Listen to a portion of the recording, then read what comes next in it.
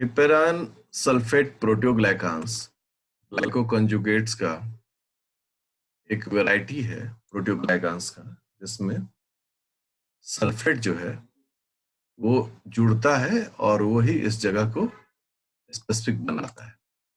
इसमें दो कैटेगरी है, पहला है सिंडिकान्स और दूसरा कैटेगरी इसमें जो बिलोंग करता है उसका नाम है ग्लाइपिकान्स। ठीक है, तो ये दो से कैटेगरीज हैं, और अगर दोनों के लिए हम डायग्राम बनाएं तो डायग्राम बनाते वक्त हम देखते हैं कि अगर सपोज करो कि ये अगर सिंडिकान्स है, सिंडिकान्स की बड़ी खास बात होती है। खास बात क्या होती है? इसमें कुछ अलग अलग पैचेज होते हैं, और जिस पैच पर सल्फर होता है, सल्फर होता है मतलब कि जैसे ये पैच है, ये पैच है, ये पैच है ना, ये जो है यह आपका सल्फेटेड एरिया होता है, मतलब यहाँ पर सल्फर होता है। ठीक है, अब ये जो सल्फर है ये हो गया एक इसका पोर्शन। ठीक है, अब ये जो आप देख रहे हैं इसे हम लोग कहते हैं क्या? Protein. Sulphur containing amino acid residues. तो जहां जहां SS लिखा हुआ है वहां सभी जगह क्या है? सल्फर कंटेनिंग रेसिड्यूज है। ओके, और वहीं से जुड़ता है, वहीं से कौन जुड़ता है इससे? तो वहां से जुड़ता है इससे अलग अलग ब्रांचेज ऑफ सुगर्स। और वो जो ब्रांचेज ऑफ सुगर्स है, जैसे कि यहाँ पर ऐसे एक जुड़ गया, यहाँ पर ऐसे जुड़ गया, यहाँ पर, तो ये जो कोर प्रोटीन का हिस्सा है, ये जो कोर प्रोटीन है, हमेशा कोर में प्रोटीन होता है, इस कोर प्रोटीन से ये जो है वह जुड़े हुए हैं ग्लाइकोसामिनो ग्लाइकान्स। इसे हम लोग क्या कहते हैं? ग्लाइकोसामिनो ग्लाइकान्स, और इसे शॉर्ट फॉर्म हम लोग बोलते हैं गैग्स। ठीक है, ये जो आप रेड ब्रांचेस देख रहे हैं निकले हुए, वो जो होता है उसका ये है। अब आप सोचें कि ये जो सल्फर है, ये सल्फर जो है इसमें ये बड़ा एक यूनिक प्रॉपर्टी है, ये हो गया सिंडिकान्स का।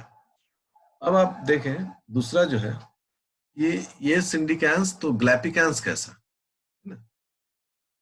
तो ग्लाइपिकान्स के बारे में हम लोग कहते हैं कि ग्लाइपिकान्स जो है, जैसे कि हम एक ग्लाइपिकान बना रहे हैं, जैसे कि ये ग्लाइपिकान है।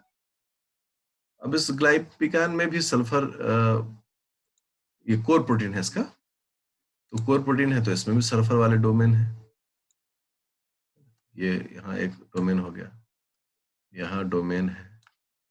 ठीक है, यहाँ डोमेन है इसका, यहाँ डोमेन है। इन सब जगहों पर क्या है?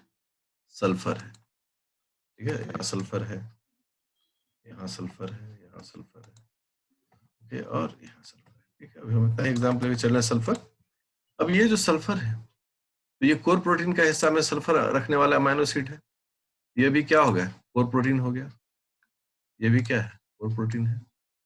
अब सल्फर रखने वाले, अब ये जो अमाइनो एसिड्स हैं ये आपस में भी क्या बना सकते हैं? आपस में भी ये डाइसल्फाइड बॉन्ड बना सकते हैं। ठीक है, तो आपस में जुड़ गए इस तरीके से। ठीक है, तो इस प्रकार से आपस में भी डाइसल्फाइड बॉन्ड इस तरह से बना सकते हैं। ये जो फॉर्मेशन है ये क्या है? Disulphide bond. और ये जो डाइसल्फाइड बॉन्ड्स हैं चाहे यहाँ पर बने चाहे यहाँ पर बने, ये डाइसल्फाइड बॉन्ड क्या करता है कि इस कोर प्रोटीन को आपस में लिंक किया रहता है, इंटरलिंक किया रहता है। ओके, और यहीं पर इससे जुड़ा हुआ रहता है कौन? इससे जुड़ा हुआ रहता है कार्बोहाइड्रेट्स के चेन्स, है ना, कार्बोहाइड्रेट के चेन्स। तो ये जो हो गया, फिर यहाँ पर इसको हम जो ब्लैक इसमें थ्रेड निकालें उसको क्या बोलेंगे? गैग्स। ये फिर से क्या कहलाएगा? गैग्स, ग्लाइकोसामिनो ग्लाइकान्स। इस प्रकार से ये दोनों दिखते हैं। दोनों में एक कॉमन चीज क्या है? दोनों में कॉमन चीज है कि कोर प्रोटीन होता है, उस कोर प्रोटीन में सल्फर कंटेनिंग रेसिड्यूज होते हैं, और उसी सल्फर कंटेनिंग रेसिड्यूज के अगल बगल में जुड़ता है कौन? ग्लाइकोसामिनोग्लाइकान्स। तो ये इससे भी जुड़ सकता है और अगल बगल के दूसरे हिस्से से भी ये क्या कर सकता है? जुड़ सकता है। लाइक अगर यहाँ नहीं सल्फर है तब भी यहाँ जुड़ा हुआ है, यहाँ जुड़ा हुआ है ना। इस प्रकार से ये एक डायग्राम का इमेजिनेशन है। अब इस डायग्राम के बाद, क्योंकि ये तो मेम्ब्रेन से जुड़े हुए रहते हैं, ग्लाइपिकान्स और सिंडिकान्स, अगर हम एक मेम्ब्रेन में देखना चाहें ये कैसे दिखते हैं, तो हम लोग एक मेम्ब्रेन को ड्रॉ करते हैं, बड़ा सा, है ना। ये हमारा मेम्ब्रेन है, इस मेम्ब्रेन में हम दोनों दिखाएंगे, बढ़िया। ये मेम्ब्रेन है। अब इसलिए मेम्ब्रेन किस चीज का बना हुआ है? ये मेम्ब्रेन बना है फॉस्फोलिपिड्स का, फॉस्फोलिपिड्स बाइलेयर, लिपिड बाइलेयर हो गया यहाँ पर, ठीक है ना। ये लिपिड बाइलेयर है, ठीक है ना। इस प्रकार से लिपिड बाइलेयर यहाँ पर मौजूद है, लिपिड बाइलेयर है। और इसी लिपिड बाइलेयर में जो सिंडिकान्स होते हैं वो ट्रांस मेम्ब्रेन प्रोटीन की तरह मौजूद रहते हैं, है ना। देखो सिंडिकान्स को लेते हैं हम लोग। सिंडिकान्स क्या है यहाँ पर? ट्रांस मेम्ब्रेन प्रोटीन की तरह यहाँ मौजूद, ये सिंडिकान्स हो गया। ओके, अब जब चूंकि ये प्रोटीन है, एक हिस्सा इसका क्या कहलाएगा? सी टर्मिनल, और एक हिस्सा क्या कहलाएगा? N terminal. इसका एन टर्मिनल जो है वो कहाँ है? एन टर्मिनल इसका बाहर है, इसको एन टर्मिनल का है। और अंदर की ओर क्या है? सी टर्मिनल, उसको सी टर्मिनल हमने कहा। और अब इसमें अलग अलग पैचेज जो हैं वो हमें मिलते हैं, इस प्रकार के पैचेज जो सल्फर कंटेन किए हैं। अब इस पैचेज की खास बात क्या है? ये पैच हमें सिर्फ बाहर की ओर दिखता है। क्या दिखता है? ये हमें बाहर की ओर दिखता है। और ठीक जहां मेम्ब्रेन जुड़ा रहता है वहां पर एक हल्का सा बैंड होता है, रेड कलर का दिखा रहे हैं, यहाँ से ये टूट सकता है, ठीक है। अब इसका अगर हम लेबलिंग करें तो ये लेबलिंग हो गया और ये लेबलिंग हो गया। ये जो छोटे छोटे पैचेस दिख रहे हैं, यहाँ पर क्या जुड़ सकता है? यहाँ पर जुड़ सकते हैं बाइंडिंग साइट ऑफ एक्स, ठीक है। और ये जो हिस्सा है इसको हम लोग क्या बोलते हैं? Cleavage site. मतलब यहाँ से ये टूटकर बाहर जा सकता है, ओके। और इन सब इलाके से क्या है? इस तरह से, ठीक है ना, ये इस तरह से इसमें निकला हुआ ब्रांचिंग जो कि गैक्स है। ये सभी क्या है? गैक्स है। ये किसके बारे में जानकारी हमने लिया? ये जानकारी लिया सिंडिकान्स के बारे में। हम लोग ग्लाइपिकान्स के बारे में लेते हैं। यहाँ पर भी क्या है? फॉस्फोलिपिड्स है। ये फॉस्फोलिपिड्स दिख रहा है, मैंने सिंबॉलिक फॉस्फोलिपिड बना दिया दिमाग में, फॉस्फोलिपिड्स है। अब यहाँ पर भी हमें दिखाना है किसको? ग्लाइपिकान्स को दिखाना है। तो ग्लाइपिकान्स के साथ सबसे इंपॉर्टेंट बात क्या होती है, ठीक है? ग्लाइपिकान्स जो होते हैं वो पेरिफेरल प्रोटीन होते हैं। पेरिफेरल प्रोटीन कहने का मतलब क्या है? ये मेम्ब्रेन के बाहर जुड़ा हुआ रहता है ना, मेम्ब्रेन से किसी एजेंट के थ्रू जुड़ा हुआ रहता है। अब आप देखें कि यहाँ अगर हम ग्लाइपिकान्स के बारे में कहें तो डार्क लेते हैं, ओके। अब देखें कि इस प्रकार से यहाँ पर ग्लाइपिकान्स है, ठीक है ना, ऐसे। और ये नीचे से क्या है? ये यहाँ इससे जुड़ा हुआ है, इससे जुड़ा हुआ है। अब जो अगला मुद्दा है इसमें कि चूंकि इसमें तो डाइसल्फाइड बॉन्ड भी होते हैं, ये डाइसल्फाइड बॉन्ड हो गया।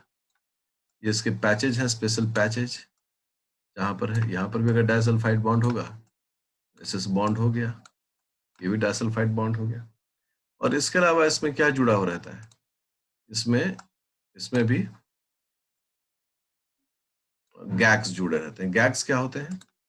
हम लोग कहते हैं गैक्स जो है वो ग्लाइपिकान्स है, ये शुगर रेसिड्यूज। इस प्रकार से ये जुड़े रहते हैं। तो आप देखें कि अगर हमें सिंडिकान्स और ग्लाइपिकान्स के बारे में डिफरेंस लिखने के लिए कहता है तो हम कैसे लिखते हैं इसको? भाई सिंडिकान्स जो है वो ट्रांस मेम्ब्रेन है। क्या है ये? ट्रांस मेम्ब्रेन प्रोटीन है।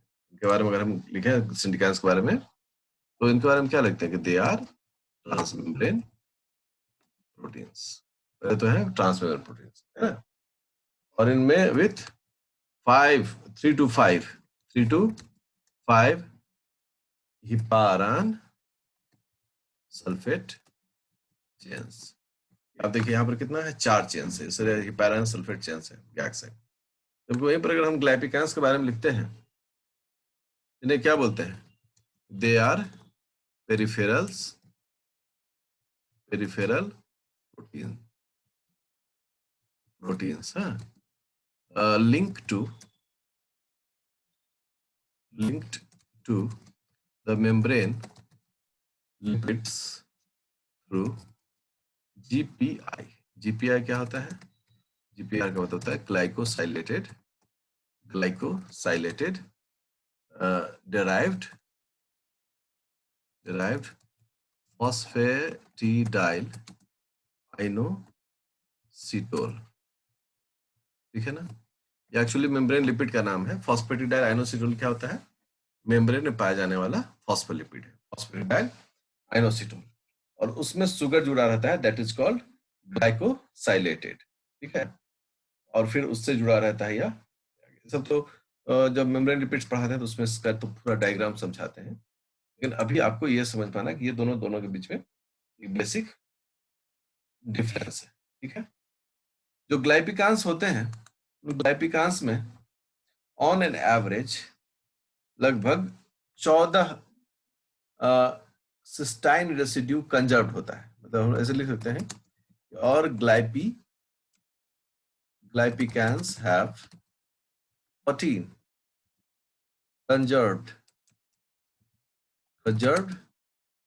cystine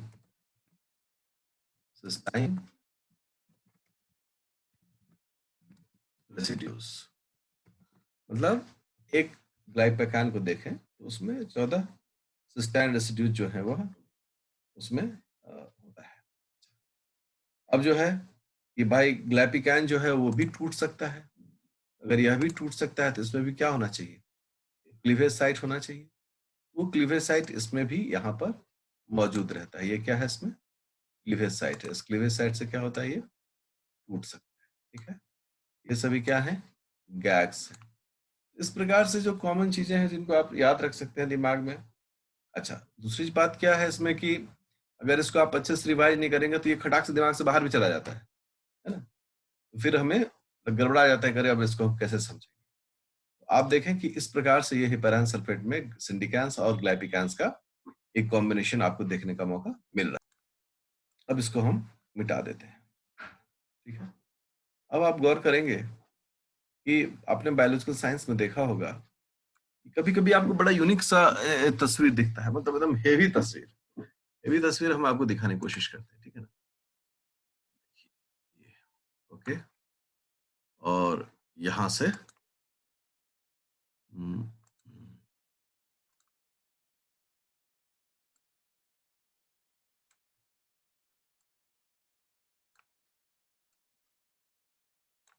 देखिए ये, और फिर यहां से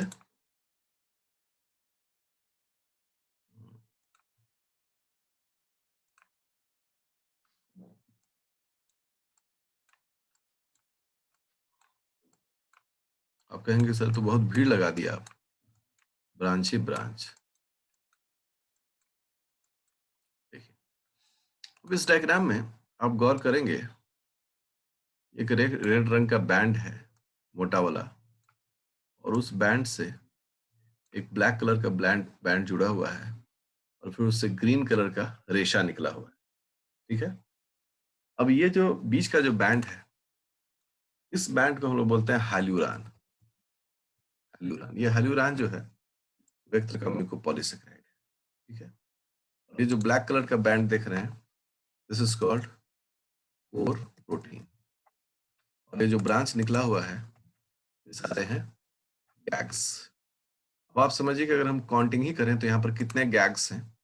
1 2 3 4 5 6 7 8 9 10 11 12 13 14, मतलब इतने सारे इसमें ये मिलाकर होते हैं।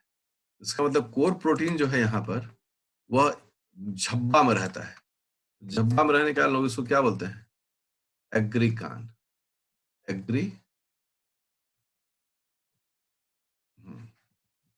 एग्रीकान का मतलब क्या हो गया?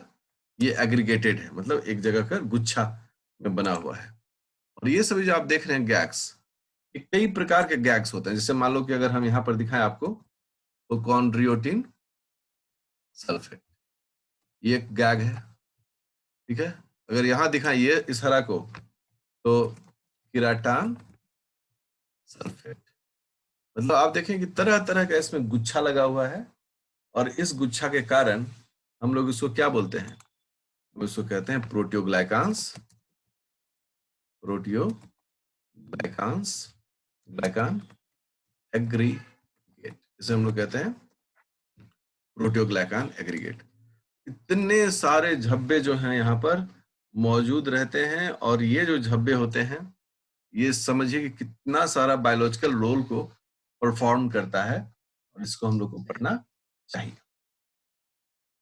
अब एग्रीकान जो है, जैसे मान लो कि हम अपना अगर एक मसल्स को देखें, तो मसल्स की खास बात क्या होती है कि मसल्स को ताकतवर बनाने के लिए उसमें कई प्रकार के फाइब्रस प्रोटीन्स का सहयोग होता है, ठीक है। और जिसमें कि व्हाइट फाइब्रस कनेक्टिव टिश्यूज होते हैं, येलो फाइब्रस कनेक्टिव टिश्यूज होते हैं। ये फाइब्रस टिश्यूज कैसे दूसरे सेल से इंटरेक्ट करते हैं, तो इसमें हम लोग कहते हैं कि एग्रीकान जो है, एग्रीकान इंटरेक्ट्स विथ इसके साथ कोलाजन फाइबर्स। ये कोलाजन फाइबर्स के साथ क्या करते हैं, इंटरेक्ट करते हैं। कहाँ इंटरेक्ट करते हैं, इन एक्स्ट्रा सेलुलर मैट्रिक्स, इसको हम लोग कह रहे हैं एक्स्ट्रा सेलुलर मैट्रिक्स, ठीक है ना। अब सोचिए कि यहाँ पर ये करते हैं, और इस तरह का एक्शन कहाँ देखने को मिलता है, बोलते हैं कार्टिलेज, कार्टिलेज में इस तरह का चीज हमको मिलता है। कनेक्टिव अदर कनेक्टिव टिश्यूज जो है, उनमें अदर कनेक्टिव टिश्यूज जो है वहां भी हमको ये चीज देखने को मिलता है। इस प्रकार से वहां सोचिए कितना ये ताकत प्रोवाइड करता है ना। इस प्रकार से ये जो चीज है यह देखा जाता है। अब आपके मन में कई बार आता होगा, why sulphate is essential, why sulphation is important in GAGs. GAGs जो है उसमें सल्फेट क्यों जरूरी है ना। तो सल्फेट जरूरी इसलिए है, पहला to increase disulphide bonds for the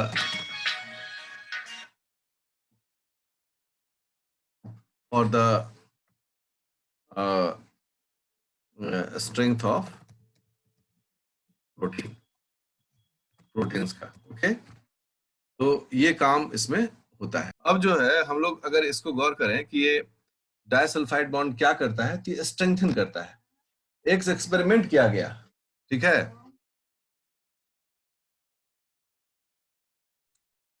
अब ये जो स्ट्रेंथन हो रहा है, ये जो ताकत बढ़ रहा है, इस ताकत का असर क्या होता है, तो लोगों ने एक एक्सपेरिमेंट किया, है ना, कि उन्होंने कुछ ऐसे एक माइस मॉडल पर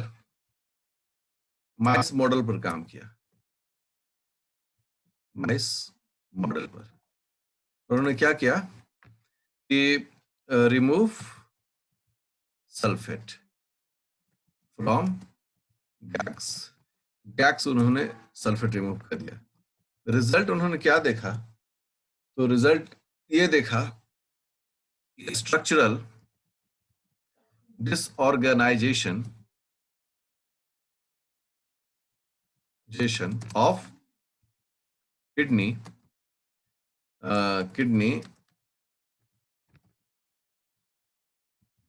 and other vital organs। उन्होंने देखा कि जो ऑर्गेन्स हैं वो ऑर्गेन्स फेल कर रहे हैं, वो ठीक से प्रॉपर नहीं बन पा रहे हैं। तो क्यों नहीं बन पा रहे हैं ऑर्गन प्रॉपर, क्योंकि उनमें कोलेजन फाइबर का प्रॉपर कंडक्शन ठीक से हो नहीं पा रहा था, उसका प्रॉपर तरीके से सेटिंग। और उसके कारण क्या हो रहा था कि ऑर्गन्स जो थे वो ऑर्गन प्रॉपरली अपने जगह पर नहीं रह पा रहे थे, वो डैमेज होते जा रहे थे। अब जैसे हम लोग पढ़ते हैं हिपेरन, हिपेरन किस चीज का बनाता है, वैसे तो ग्लाइको अभी पढ़ा देंगे आप लोग, पॉलीसेकेराइड में पढ़ेगा ही। तो इसमें क्या होता है, इसमें होता है NAC, इसको हम लोग क्या बोलते हैं, एन एसिटाइल ग्लूकोसामाइन, इसे हम लोग कहते हैं एन एसिटाइल ग्लूकोसामाइन, ठीक है। एंड दूसरा यूनिट इसमें क्या होता है, GLCA, ए, इसको क्या कहते हैं हम लोग? ठीक है, इसको हम लोग बोलते हैं एसिटाइलेटेड ग्लूकोज। ठीक है, इसको हम बोलते हैं एसिटाइलेटेड ग्लूकोज। तो इस प्रकार से आप देखें कि किस प्रकार ये मॉलिक्यूल्स जो हैं वो कार्बोहाइड्रेट के ही बने हुए हैं, ठीक है ना, और इस बनने के कारण ऐसा होता है। ठीक है, अब कई प्रकार के जो एंजाइम्स हैं उनका रोल काफी कुछ स्टडी इसमें किया गया। अगर डीएसिटाइलेज हम यूज करें या सल्फोट्रांसफरेज यूज करें तो फिर क्या होगा? तो अगर हम इसमें से एसिटाइल ग्रुप को हटाते हैं तो निश्चित रूप से हिपैरान का जो प्रोडक्शन होगा वो गड़बड़ा जाएगा और ओवरऑल हमारा रिजल्ट जो है वो बहुत ही खराब होगा। इस प्रकार से ये इन चीजों को समझा जाता है। अच्छा, दूसरा क्या कि सल्फर का जो पैटर्न है वो भी बड़ा इंपॉर्टेंट चीज है यहाँ पर, है ना। Two types of domains, two types of domains are present in core protein. Core proteins में दो तरह के डोमेन्स मिलते हैं, एक को बोलते हैं हम लोग एस डोमेन और एक को कहते हैं हम लोग एनएस डोमेन। एस डोमेन का मतलब क्या हो गया? वो डोमेन जिसमें सल्फर है, हैविंग सल्फर, उस डोमेन में।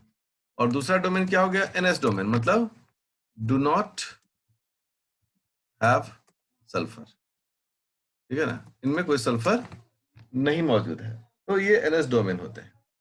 अब इनका जो पैटर्न है ना, pattern of S domain is critical for the structural and functional specificity of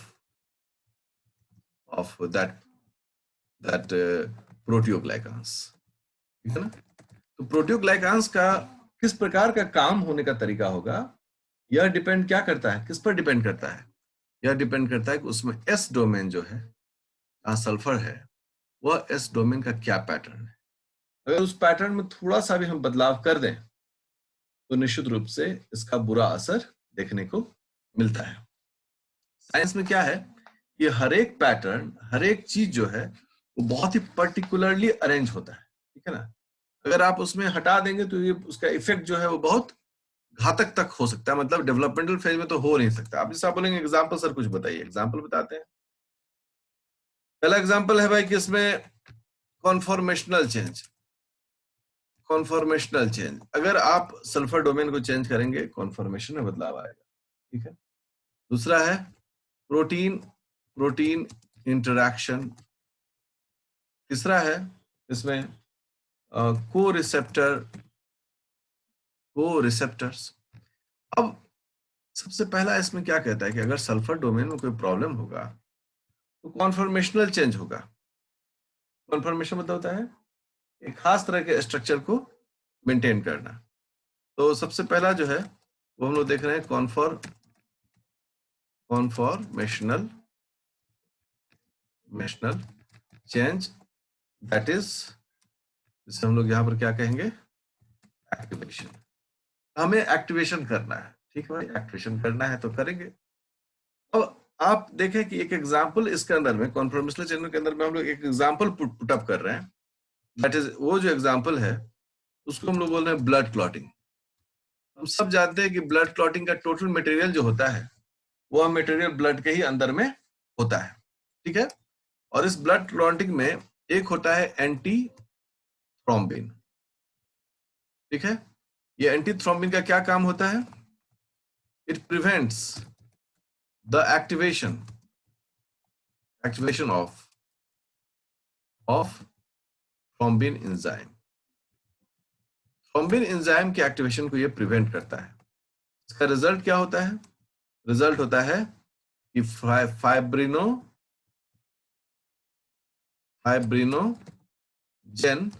remains inactive और blood clotting does not occur. अब जैसे हमारे बॉडी में अगर अभी ब्लड का प्रवाह हो रहा है और कोई ब्लड क्लॉटिंग नहीं हो रहा है इसलिए हो रहा है कि फाइब्रिनोजेन एक्टिवेट नहीं हो रहा है, और फाइब्रिनोजेन को एक्टिवेट करने के लिए कौन सा एंजाइम चाहिए? Thrombin enzyme. थ्रोम्बिन एंजाइम को इनएक्टिव करने के लिए कौन सा प्रोटीन चाहिए? एंटीथ्रोम्बिन। जैसे हिपैरिन है, हिपैरिन को हम लोग क्या बोलते हैं? Heparin is also called antithrombin. Heparin is also called antithrombin. अभी एंटीथ्रोम्बिन के रूप में हम लोग हिपैरिन को जानते हैं, और यहाँ जो हम लोग पढ़ने वाले हैं वो किसको पढ़ने वाले हैं? हिपैरान सल्फेट को। तो रिलेशनशिप तो बड़ा क्लियर होते जा रहा है कि हिपैरान सल्फेट हिपैरिन से इसका कंसर्न है। अब आप देखिए कि मैं एक इसका बनाता हूं, कोर प्रोटीन है ये, ठीक है ना। इनएक्टिव और एक्टिव क्रम में हम दिखाने जा रहे हैं, और इस कोर प्रोटीन में सल्फर कंटेनिंग डोमेन है, यहाँ पर एक, दो, ठीक है ना, यहाँ पर भी एक और यहाँ पर दो, ठीक है ना। और यहाँ पर क्या है? एक तो एंटीथ्रोम्बिन है। एंटीथ्रोम्बिन का स्ट्रक्चर हम लेते हैं, कैसे ले लें? ठीक है, ये जो है ये एंटीथ्रोम्बिन है, ठीक है। और इस एंटीथ्रोम्बिन को, अगर ये एंटीथ्रोम्बिन यहाँ जुड़ गया, ठीक है ना, यहाँ लिखते हैं, एस लिख देते हैं, ठीक है, दिमाग में रहेगा, सल्फर कंटेनिंग डोमेन। अब आप देखें कि अगर ये एंटीथ्रोम्बिन यहाँ से जुड़ जाता है तो ब्लड क्लॉटिंग नहीं होगा। हम चलिए इस डायग्राम को फिर से ऐसे करते हैं, ये ऐसे ऐसे। अगर एंटीथ्रोम्बिन यहाँ जुड़ता है, इसमें क्या हो गया? Prevents blood clotting. अब बोल रहे दिख नहीं रहा है, कोई बात नहीं, अभी ब्लैक कर दे, दिख जाएगा, ओके। और यहाँ पर क्या है? ब्लड क्लॉटिंग, ठीक है। ये जो है, इसे हम लोग क्या कर रहे हैं? रेड वाले को इसे हम लोग कह रहे हैं एंटीथ्रोम्बिन। इसे हम लोग कह रहे हैं एंटीथ्रोम्बिन। ये एंटीथ्रोम्बिन है, ठीक है, एंटीथ्रोम्बिन है ये, इस तरह से जुड़ता है। अब एक फैक्टर होता है जिसको हम कहते हैं ब्लड क्लॉटिंग फैक्टर, उसके बिना ये एंटीथ्रोम्बिन किसी भी हाल में इससे नहीं जुड़ेगा। जब भी एंटीथ्रोम्बिन जुड़ेगा, उसको एक ब्लड क्लॉटिंग फैक्टर चाहिए। देखिए हम कैसे ब्लड क्लॉटिंग फैक्टर, ठीक है, इसको हम लोग क्या बोल रहे हैं? Blood clotting factor 10A। 10A ये टाइप है इसका, ठीक है ना, 10A टाइप है। यदि ए से जुड़ा हुआ नहीं तो ये, अब जैसे ही ये जुड़ जाएगा, जैसे ही जुड़ गया, ऐसे देखिए यहाँ जुड़ गया इससे, then what happen? ये इससे इसको ऐसे, ओके, ये देखिए इस प्रकार जुड़ गया। तो थ्रोम्बिन प्लस फैक्टर 10 क्या किया इसने? ब्लड क्लॉटिंग को प्रिवेंट किया। तो ये ब्लड क्लॉटिंग को प्रिवेंट करने के लिए अगर ये एस डोमेन को यहां से हटा दें, इसको हम यहाँ हटा दें, तो रिजल्ट क्या होगा? बाय डिफॉल्ट ब्लड क्लॉटिंग होना शुरू हो जाएगा। जरूरत हो नहीं जरूरत हो, लेकिन ब्लड क्लॉट होना शुरू हो जाएगा। तो this is really very dangerous thing. ये बहुत ही खतरनाक कहानी है, ठीक है। इसके अलावा इसमें प्रोटीन प्रोटीन इंटरेक्शंस भी देखे जाते हैं, और जो खासतौर पर ग्रोथ फैक्टर का जो फंक्शन होता है, फाइब्रोब्लास्ट ग्रोथ फैक्टर का, उसमें भी इसका बड़ा रोल देखा जाता है। देखिए, ठीक है, ये हो गया, और मैं कोशिश करता हूं कि आपको अच्छे से समझ में आए। देखिए, ठीक है, ये जो है ये प्लाज्मा मेम्ब्रेन है, प्लाज्मा मेम्ब्रेन है। यह जो आप देख रहे हैं ग्रीन कलर का स्ट्रक्चर, ये जो ग्रीन कलर का स्ट्रक्चर है, इसको हम लोग बोल रहे हैं फाइब्रोब्लास्ट ग्रोथ फैक्टर। क्या कह रहे हैं इसको? क्या कहते हैं? ये जो है ग्रीन कलर वाला दिख रहा है दोनों, इसको हम लोग बोलते हैं FGF receptor, fibroblast growth factor receptor, okay. और अब इस फाइब्रोब्लास्ट ग्रोथ फैक्टर रिसेप्टर को बाइंड करना है, तो ठीक यहां पर जो है, इसके साथ यहां जुड़ गया हिपैरान। क्या जुड़ गया यहां पर? हिपैरान सल्फेट। ये क्या है? इसको हम लोग कह रहे हैं, ये जो ब्राउन कलर का दिख रहा है, दिस इज कॉल्ड हीपैरान सल्फेट। ठीक है, ये सल्फेट जो जुड़ा, ये सल्फेट किस किस डोमेन से जुड़ा? तो हम लोग का आंसर होता है कि ये सल्फेट जो है वो अपने एस डोमेन से इस जगह पर जुड़ा है।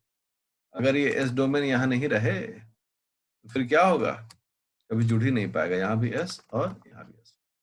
और अब जो है इस लिगा इससे कौन जुड़ेगा, एफजीएफ सिग्नल। इसको बना दे रहा हूं, देखो ये सिग्नल हो गया, क्या हो गया सिग्नल, एफजीएफ सिग्नल हो गया। ठीक है, डायग्राम को थोड़ा सा मुझे ठीक करना होगा क्योंकि ये डायमेरिक फॉर्म में होता है, इसलिए इसको भी हमको क्या करना होगा, सटाना होगा। ठीक है, ये जो लाल रंग का है वो किसको हम लोग क्या बोलते हैं, फाइब्रोब्लास्ट ग्रोथ फैक्टर सिग्नल, इसको हम लोग कहते हैं फाइब्रोब्लास्ट ग्रोथ फैक्टर सिग्नल। अब आप समझें कि फाइब्रोब्लास्ट ग्रोथ फैक्टर नहीं जुड़ पाएगा अपने रिसेप्टर से अगर उसको हीपैरान सल्फेट का सपोर्ट नहीं हो। और इस कंडीशन में क्या होगा कि फाइब्रोब्लास्ट ग्रोथ फैक्टर का काम होगा ही नहीं, और सेल जो होगा वो बुरी तरीके से इससे क्या होगा, अफेक्टेड होगा, और it can lead to the developmental failure. क्यों किडनी खराब हो गया, इन्हीं सब कारण से। तो ये जो भी आप कॉन्सेप्ट देख रहे थे, ये देख रहे थे प्रोटियोग्लाइकान्स के बारे में। अब इसको हम हटा रहे हैं, तो ये अभी हम लोग प्रोटियोग्लाइकान्स के बारे में देख रहे थे इसके अंदर में, और इसको खूब अभ्यास करना चाहिए क्योंकि इससे जब क्वेश्चन आता है और थोड़ा भी भ्रम की स्थिति रहे मन में थोड़ी सी भी, तो फिर हमारे लिए वो चुनौतीपूर्ण हो सकती है। अब देखिए ग्लाइको प्रोटीन्स के बारे में देखते हैं। बड़ा बड़ा ग्रुप है ग्लाइको प्रोटीन्स। ग्लाइको प्रोटीन्स जो होते हैं उसमें ना जैसा नाम है उसी प्रकार है कि भाई इसमें शुगर जो है प्रोटीन से जुड़ा हुआ है या प्रोटीन शुगर से जुड़ा हुआ है। अब ये जो है इनकी बड़ी डायवर्सिटी है। ठीक है, इनकी बड़ी डायवर्सिटी है। कैसे, membrane proteins are linked to the sugar residues, जिसको हम लोग ओलिगोसैकेराइड भी बोलते हैं, ओलिगोसैकेराइड राइड चेन्स है, उनसे जो जुड़ता है थ्रू ग्लाइकोसिडिक लिंकेज। और ये जो लिंकेज होते हैं वो दो प्रकार के होते हैं, एक ओ ग्लाइकोसिडिक लिंकेज और दूसरा एन ग्लाइकोसिडिक लिंकेज। इसके बारे में हम लोग पहले भी चर्चा किए हैं, ओ ग्लाइकोसिडिक लिंकेज और एन ग्लाइकोसिडिक लिंकेज का। ग्लाइकोसिडिक बॉन्ड में हम लोग इसकी चर्चा एक राउंड कर चुके हैं, लेकिन हमें तो ये फिर से देखना पड़ेगा, और फिर से देखना पड़ेगा तो हम लोग एकदम झटपट अगर एकदम तड़ातड़ बनाए स्ट्रक्चर इसका। देखो भाई ग्लूकोज है ये, ठीक है ना, और इसका पहला जो OH है ना, ये OH जो है, ओके, ये OH जुड़ता है किसके OH से, सेरीन के OH से। ये कौन है भाई, इसको हम लोग बोल रहे हैं ये सेरीन है। क्या है ये सेरीन है, ओके। और ये सेरीन जो है वो एक प्रोटीन के स्ट्रक्चर में है, और ये जो OH है वो आपस में जुड़ेगा और जुड़कर क्या बनाएगा, O glycosidic linkage. Now here is O glycosidic linkage, इस प्रकार से जुड़ेगा सेरीन के साथ। ठीक है, तो सेरीन के साथ इस प्रकार से जुड़ सकता है, और इस प्रकार के जो प्रोटीन्स होते हैं उनमें काफी मात्रा में ग्लाइसिन, वैलिन, प्रोलिन रेसिड्यूज भी पाया जाता है। जब वहीं पर एन ग्लाइकोसिडिक लिंकेज के बारे में चर्चा अगर करें तो ये शुगर है, और इस शुगर से एस्पैराजाइन, एस्पैराजाइन का जो अमीनो ग्रुप होता है उसको हम लोग लिखते हैं, यहाँ तो OH कर दें, यहाँ हो गया H2N। ठीक है ना, देखो जो स्ट्रक्चर क्लियर रहेगा हमेशा खुश रहोगे, स्ट्रक्चर गड़बड़ रहेगा हमेशा दुखी रहोगे। एक इसका स्ट्रक्चर हम लोग बना दिए, ये बना दिए एस्पैराजाइन का। एस्पैराजाइन का ये स्ट्रक्चर होता है, ये प्रोटीन का स्ट्रक्चर में अपना मिल रहा है। अब इस एस्पैराजाइन में से ये इस प्रकार से हट गया, और हटने के बाद क्या हो गया, यहाँ पर ये शुगर जो है वो सीधे इससे जुड़ गया, और इसको जुड़ते ही हम लोग क्या कहते हैं, ये एन लिंक्ड हो गया। अब ये जो कार्बन है वह इस कार्बन से जुड़ा हुआ है, और इस कार्बन के बीच में कौन है, एन है। That's why this is called an linkage, okay. इसका भी अपना एक सीक्वेंस होता है। क्या सीक्वेंस होता है, एस्पैराजाइन, उस एस्पैराजाइन के बगल में क्या होना चाहिए, प्रोलीन होना चाहिए, उसके बगल में क्या होना चाहिए, हो सकता है कि सेरीन हो या फिर थ्रियोनिन हो, ये सभी इसके अगल बगल में रहता है। इस प्रकार से जो है यह ग्लाइकोप्रोटीन्स का फॉर्मेशन होता है, और ये ग्लाइकोप्रोटीन्स जो होते हैं वो सेल में कई प्रकार के काम करते हैं, cell recognition, cell adhesion, cell cell movement, इस प्रकार से विभिन्न प्रकार के ये काम करते हैं। और एक प्रोटीन में भी कई दोनों तरह के लिंकेज मिल सकते हैं, एक प्रोटीन में ओ लिंकेज भी और एन लिंकेज भी ग्लाइकोसिडिक का मिल सकता है। अभी जो आपने जानकारी प्राप्त किया, यह जानकारी ग्लाइकोप्रोटीन्स के बारे में थी, और ग्लाइकोप्रोटीन्स का जो है वह सेल सेल कम्युनिकेशन में बड़ा जबरदस्त रोल होता है। अगले क्लास में हम लोग पढ़ रहे हैं किस प्रकार से ग्लाइकोसिडिक लिंकेज का ये सीक्वेंसेस मेंटेन किया जाता है, और ग्लाइकोलिपिड्स के बारे में हम लोग पढ़कर इस टॉपिक को क्या करेंगे, इस टॉपिक को एंड करेंगे।